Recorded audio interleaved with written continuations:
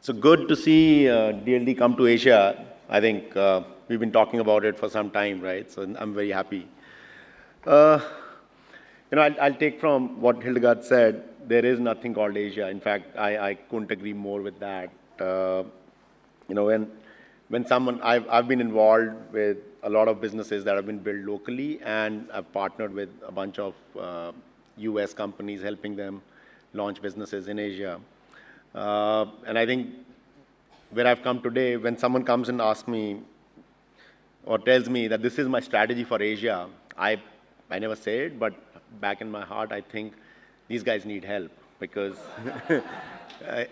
like, what is Asia, right? Like, if you break it into different markets, language, disposable income, consumer behavior, infrastructure, it's different. Forget about country to country, even within large countries, it's different from region to region, right? So I think the first lesson learned for me was that there's nothing called Asia, right? And I think I learned that lesson when I went and set up a business in Africa, because I did the same mistake. I went and spoke to my local partner and said, what's the strategy for Africa? He said, what do you mean by that? So I think that's lesson number one. And, if that be true, I think, going back to the 101 of business building, whether it is your talent strategy, your capital strategy, your marketing strategy, your culture, everything needs to be relooked. And I think it's very difficult to do justice to say something around such a large topic in 10 minutes, but I'll pick up a few points, right? Like maybe talent, culture. On the talent side, and my experience is mostly tech businesses, so yeah, I'm not expert on how BMW should expand. I'm more an expert on how internet and mobile businesses should expand or scale in this part of the world. I think the common, I would say that every time you're looking at expanding into Asia, there are local companies and then there are global companies, and the perspective has to be built for both of them. If you're a local company, I would say hire few guys who are Americanized. Because, most businesses that are scaling here or that are succeeding here, 8 out of 10 times have a US pickup, right? It's not an original business idea. It's something which already existed somewhere and you kind of got inspired. So, the capital that you'll be, it'll help you attract the right capital, it'll help you attract the right talent, et cetera, et cetera. If you're too local, I've seen companies struggle, right? If they do not hire enough international guys. Same thing gets flipped when the US companies come to Asia. The classic go-to is pick up your 4 best guys, send them here. They don't get it. Like, if it's, whether it's India, whether it's Jakarta, whether it's China, anywhere, right? Like, you need local guys. So, so I think the local companies have to make sure they have some international guys in their teams if they really want to build a large operations, and vice versa, the other way around for the international companies. And I think same goes true for the culture, right? Because team and culture are probably the foundation of any business when you're setting up. So yes, it's super important to have the valley-style offices where, like open seating, and you can get a dog to office and free lunch and all that stuff. It's cool, right? That attracts the millennials. So, but like a lot of foreign companies, when they come in, they come with a lot of arrogance of, we know it all. And that, that lack of respect for the local culture probably cost them hundreds and millions of dollars, because they go through the whole cycle and then they realize, hey, this is not how it is done here, right? So again, I would say, and similarly for the local companies, right? If you're picking up business models from the West, it's better that you also pick up some elements of the culture from the West on how these businesses have to be built, right? So I think, both need to move a little forward. It is a world where that is converging, and I think that's the second thing on the culture side. that I have seen that the companies who've got this right have probably had better success as compared to companies who've chosen to be either very local in culture or very American in culture. They've both struggled. Okay, you can be a very American culture company. If you're a pure network effects company, if you're a Facebook or a WhatsApp, maybe, except for your monetization bit, you can do it. But if you're a company like an Airbnb, which has to be built city by city, you have to respect the local culture, and I think Airbnb does a great job of it. The capital strategy, I think that's probably, I'm scared to say that that's the single largest differentiator in today's market, but it is, if not the largest, it is probably somewhere close by, right? I think you said something about 3 countries and then a dotted line of rest of the world. It's not rest of the world, right? There are companies who have billions of dollars in their balance sheet and then they allocate $20 million for Asia. Don't come here, right? Like if that's your commitment, don't come here. There's enough money chasing this market. You're putting that money in the gutter, right? Because it's not going to take you anywhere.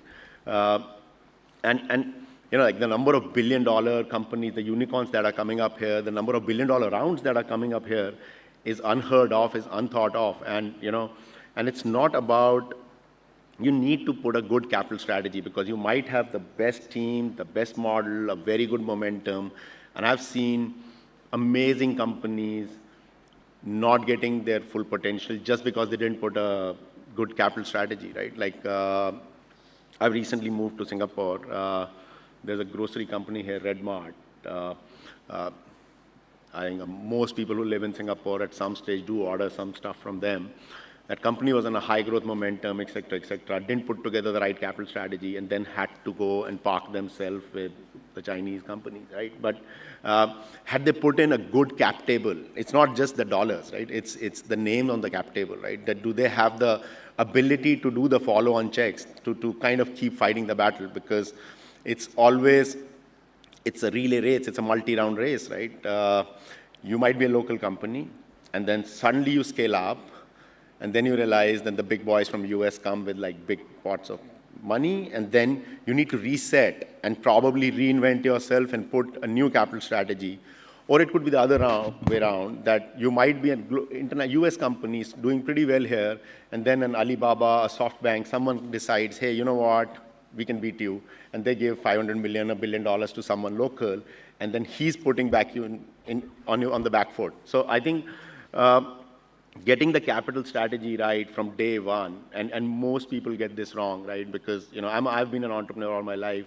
My first check when I raised back many years back, I didn't even know what the difference between X dollars and same X dollars from someone else. I said, money is money. No, money is not money, right? Like, you need someone who has the ability to write the follow-on capital, who has the ability to have the time horizon that your business needs, right? Because it's patient capital versus impatient capital.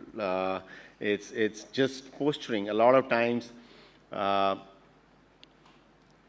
if you have SoftBank money or if you have Tiger Global money, it scares a lot of smaller investors and they just do not let you come in, right? But sometimes you have that big money, your business does not need that much of capital. And you get these big boys in who want to deploy big checks, but suddenly you realize that, that big check means too much of pressure of faster growth, faster scale, which my business might not be ready for, my market may not be ready for. So I think there's no one-size-fits-all answer for anybody, but very, very important that, that the top guys in any company who's kind of building it up here, they think about it. I think the other thing is the marketing. I've built a few businesses in marketing, and especially digital marketing, and I've seen a lot of companies suddenly go very hard, then go very cold on marketing, because first they come, they get enamored with the volume of transactions or the number of people that live in this part of the world, and they get into this land grab mode. You need to realize that the customer acquisition cost as compared to the disposable income or the ARPU or the average order values here is not apples to the West, right? If a US market operates on a $100 average order value, a lot of markets in Asia will be closer to 20, 25. That doesn't mean that your customer acquisition cost is also going to be 1/4. So, it's a very different approach to unit economics that, at what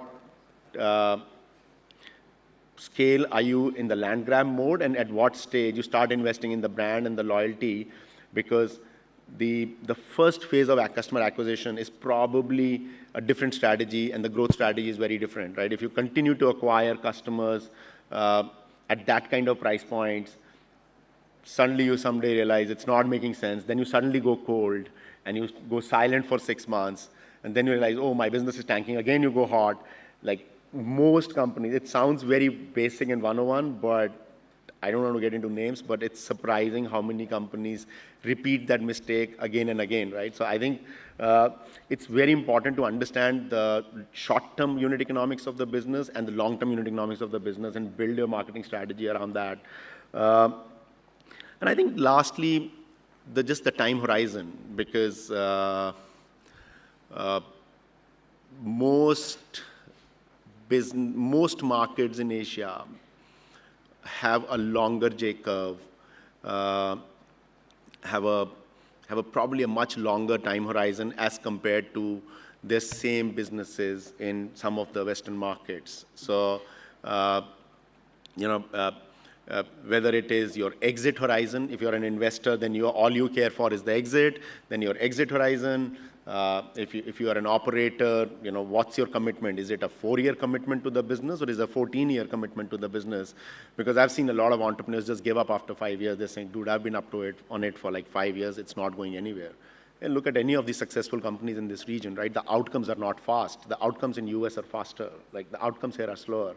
It's a long-term market. So if you're not in for the long haul, maybe you start 5 years later. Do not start now, right? Because the market will come to that level of maturity when the outcomes will be relatively faster. They're not there today. So I think whether it's exits, whether it is building your team, because if you're hiring too many people who have a 2-year horizon, it's not good for the business. That it's a sine wave, right?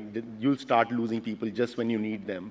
Or if you have investors who have funds who have sunsets coming in 4 years, 5 years, and your business needs an exit time horizon of 10 years, there will be too much of boardroom pressure. You won't be able to build the right long-term plan. So I think it's whether it's talent. So just to sum it up: talent, business model, capital strategy, culture, infrastructure, like everything, right? Like one of the common things that I've heard is, especially in markets like India and Indonesia, India is different. Now, what exactly does that mean? India is different, right? Like, yes, I know India is different, right? So if it's so different, then why did you copy the business model? If it's, and if it's not so different, then why would not the foreigner come and win the market? So yes, it's different, but just identifying where it is different. Maybe it is different that it is mobile first. Maybe it's different that the payment is more cash on delivery, but it's not, the consumer behavior is not so different. I think people all over the world behave more over similar, right? It's more the local nuances that you need to, take care. Yeah, I think my time is up. I just saw it says, sorry, your time is up. So, so yeah, thank you so much. Any questions? Happy to take. I'm around anyways.